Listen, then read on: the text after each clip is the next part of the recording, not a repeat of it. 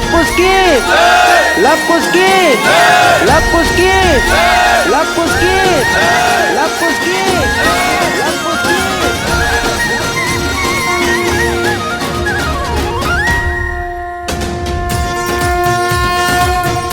ये टीका आपके इस गांव पर आधिपत्य का संकेत है। आज से आप दोनों इनके नायक, इनके राजा हुए।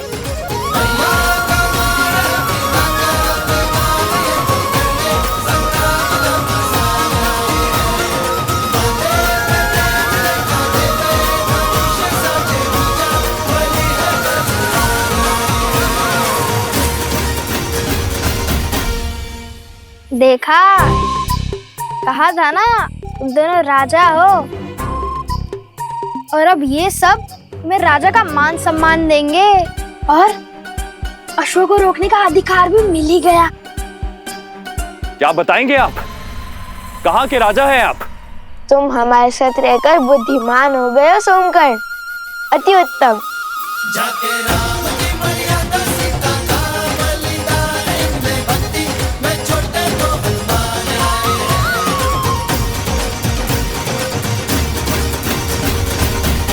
ऋषिवर, क्या आप हमें माता सीता के बारे में जानकारी दे सकते हैं? उनकी कथा, उनकी गाथा क्यों संसार से छुपी है? देवी सीता ने स्वयं को संसार से छुपाना स्वयं ही स्वीकारा है। उनकी इच्छा का सम्मान करो पुत्रों। किंतु उन्हें छुपने की क्या आवश्यकता है? वो तो निर्दोष है ना? किसने कहा कि केवल एक दोषी ही स्वयं को छुपाता है? बीज भी संसार को वृक्ष की छाल देने से पहले स्वयं को भूमि में छिपा कर रखता है। देवी सीता का अज्ञातवास भी एक आवरण है। समय आने पर उनके सत्य की छाया पूरे संसार को आशीष देगी। तो यदि हम उन्हें खोजना चाहे तो हमें कोई संकेत मिलेगा? तो कदाचित इस बार बीज को अंकुरित होने में सहायता की आवश्यकता है। देवी सीता, विधि का विधान है बच्चों, और विधान में जब जहां जिसकी आवश्यकता होती है उसके वहां पहुंचने के संकेत और मार्ग स्वयं ही बन जाते हैं।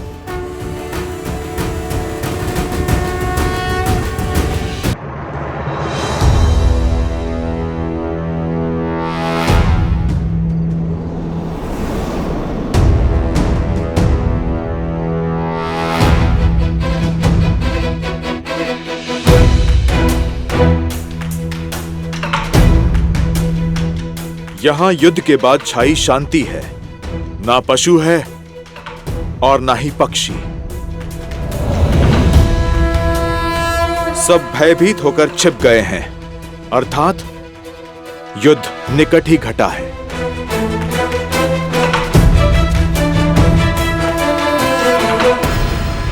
आप दोनों हमारे राजा हैं, इसलिए पहला भोग आप लगाएंगे।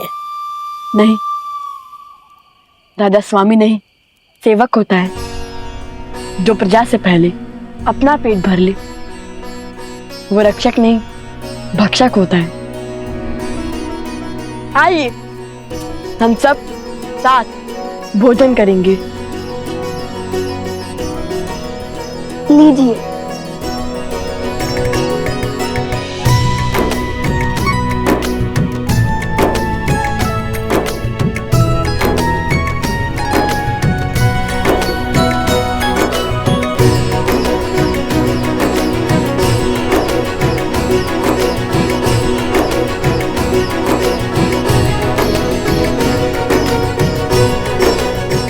आहा, आनंद आ गया। बड़ा परिश्रम किया है ना सुबह से। अच्छा आप बताओ, तुम दोनों ने उस बूटी को पहचाना कैसे? इतनी बूटियों के बीच में तुमने इस एक बूटी को कैसे खोजा? जब मन में धर्म की धुन लिए कोई सुकर्म करने निकलो तो स्वयं प्रकृति भी आपकी सहायता करती है। और फिर रामायण की कथा है ना हमारी सहायता के लिए। हमें पता था ऐसी चमत्कारी बूटी चमकती ही होगी। वो हुआ ये भैया कि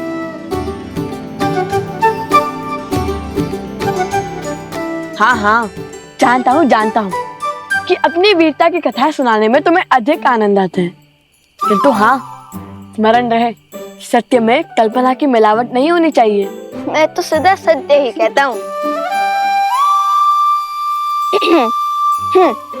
तो हुआ ये कि हमें ज्ञात था कि बूटी अवश्य चमकेगी, किंतु जब हम वहां पहुंचे तो देखा यहाँ तो हर वनस्पति चमक रही है। चलिए भैया नीचे चलते हैं। इतनी शीघ्र हार मान गए तुम? नहीं, मैं तो नीचे तल से हनुमान जी की भांति पर्वत उठाने की बात कर रहा हूँ। पर्वत उठाना इतना सरल लगता है तुम्हें? तब तो एक ही मार्ग है, इतना घोर युद्ध कर थक गए। अब एक एक बूटी खाकर ये पता करना होगा कौन सी काम करती है।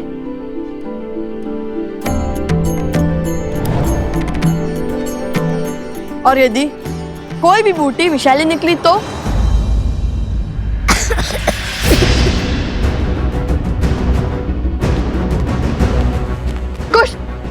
कुछ तुम ठीक तो हो ना?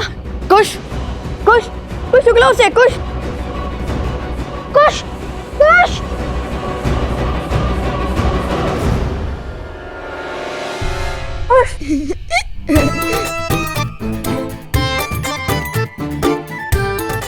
अब डर गए ना?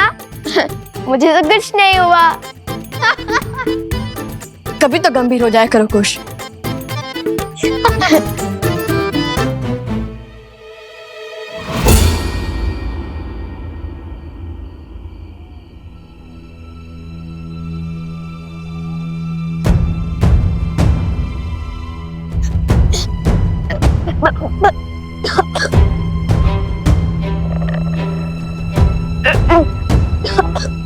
बार बार तुम्हारे जाल में नहीं फंसूंगा मैं।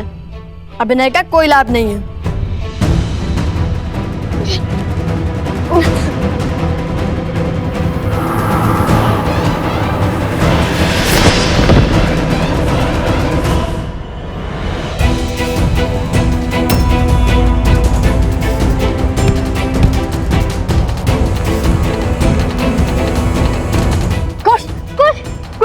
कुछ क्या हो गया तुम्हें?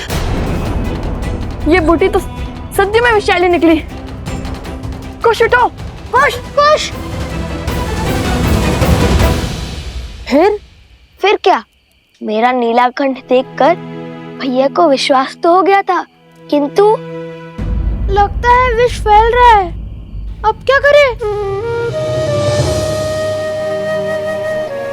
भैया अब बूटी खोज लोगे ना? कैसे कुछ? तुम्हारी अटपटी बातों से ही तो मुझे नए मार्ग दिखते हैं। तुम्हारे बिना मैं क्या करूंगा?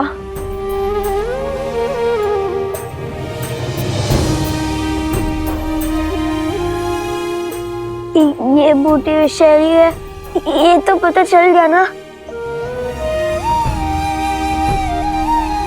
किंतु इनमें से वो बूटी कौन सी होगी जो आत्मा के मैल को मिटा सके? मैं तुम्हें कुछ नहीं होने दूंगा। मैं बूटी अवश्य खोजूंगा। सोम, तुम कुछ के साथ रहो, मैं बूटी लेकर आता हूँ।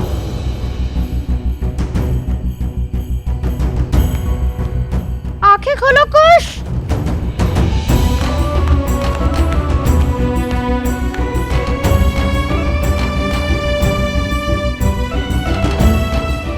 मलिनता को कौन मिटा सकता है? ऐसी क्या पवित्रता हो सकती है? अग्नि? नहीं। गंगा? किंतु वो तो यहाँ से कोसों दूर है। हे प्रभु, सहायता कीजिए हमारी।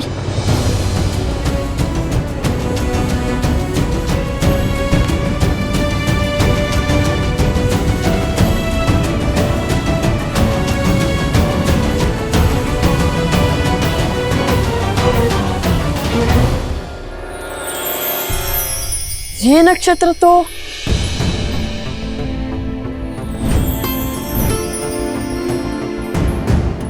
पुष्य नक्षत्र है, पवित्रता का चिन्ह। और पुष्य नक्षत्र के स्वामी तो स्वयं बृहस्पति देव हैं। हे बृहस्पति देव, सहायता कीजिए हमारी। ओम बृहस्पते नमः।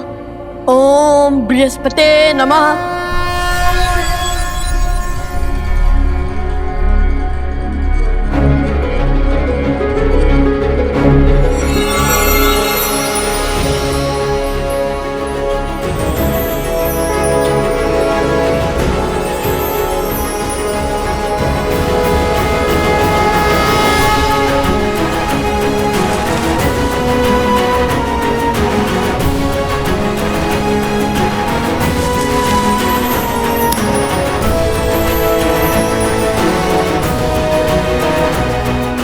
ओम बृहस्पते नमः।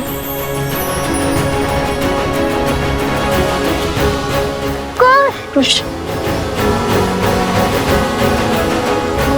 ओम बृहस्पतिये नमः। ओम बृहस्पतिये नमः।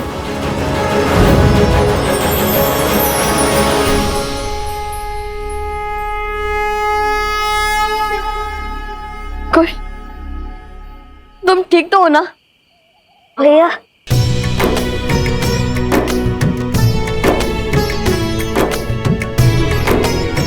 कुश, मेरे भाई, इस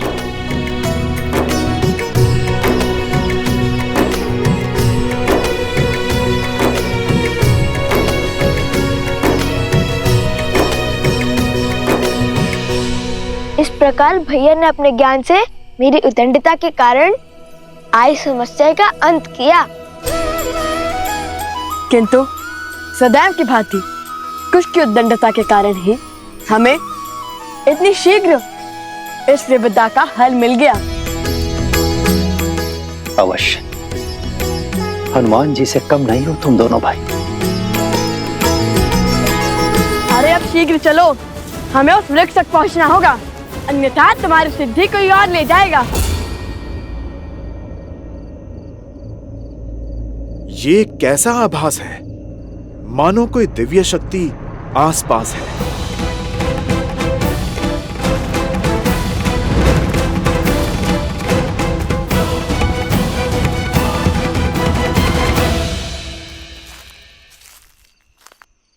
हनुमान जी, सैनिकों,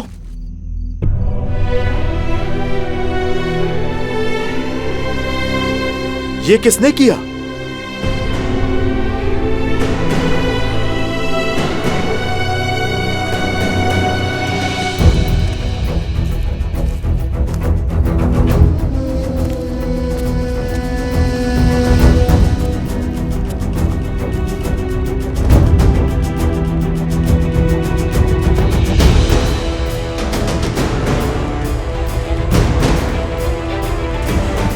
हम इसी गड्ढे में गिरे थे हनुमान जी। उन ऋषि कुमारों पर जब हम प्रहार करने गए तो उन्होंने हम पर ब्रह्मास्त्र छोड़ दिया। अश्व को पकड़ने वाले भी वो 2 ही थे और बाकी के सैनिक और राजनुज शत्रुघ्न यहाँ गिरे थे।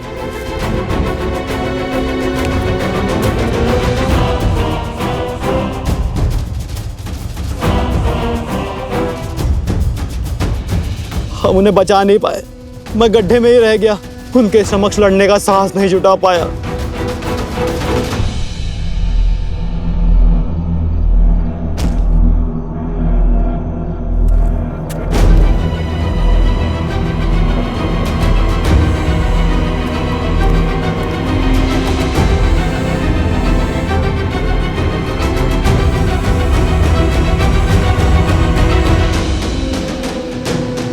ये सब मूर्छित हुए हैं, इनके प्राण नहीं निकले हैं, सम्मोहन अस्त्र के पाश में बंधे हैं, जो केवल देवताओं से ही मिल सकता है।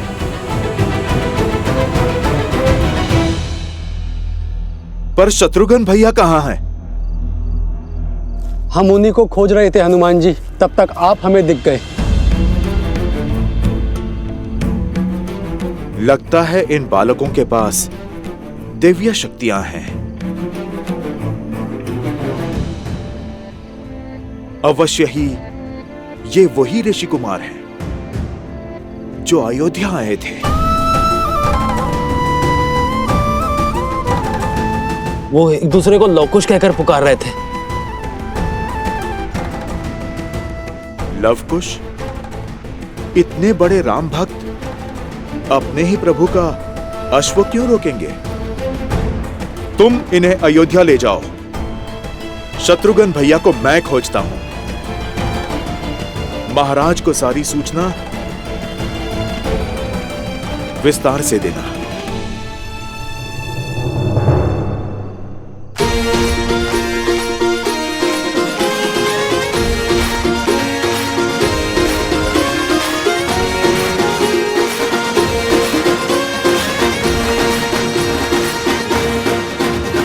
तो तुमने उसे पकड़ ही लिया?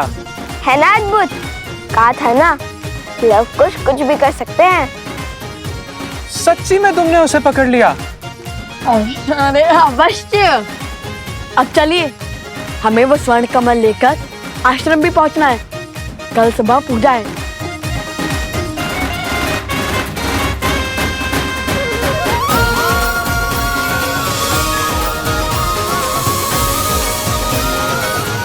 प्रभु, अद्भुत शक्ति के साथ लड़ रहे थे वो दोनों ऋषि कुमार। दिव्य अस्त्र थे उनके पास और एक दूसरे को वो लवकुश कहकर पुकार रहे थे।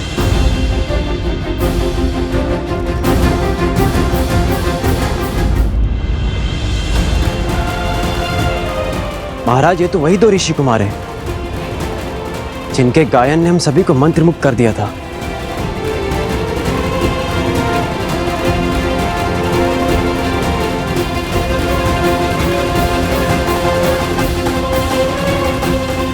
उनकी गायन की भांति उनका युद्ध कौशल भी बहुत अद्भुत था। जैसे युद्ध नहीं कोई खेल हो, और चिंता का तो कोई भाव ही नहीं था उनमें। अक्षम्य है ये, हमारे वीर योद्धाओं का अपमान है। दो बालक जो युद्ध को मनोरंजन समझते हैं, हमारी सेना को परास्त करके चले गए।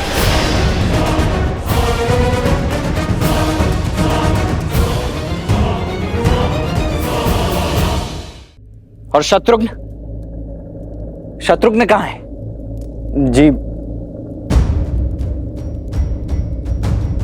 जी वो रामानुज और बाकी सैनिक सम्मोहन अस्त्र से मूर्छित हो गए थे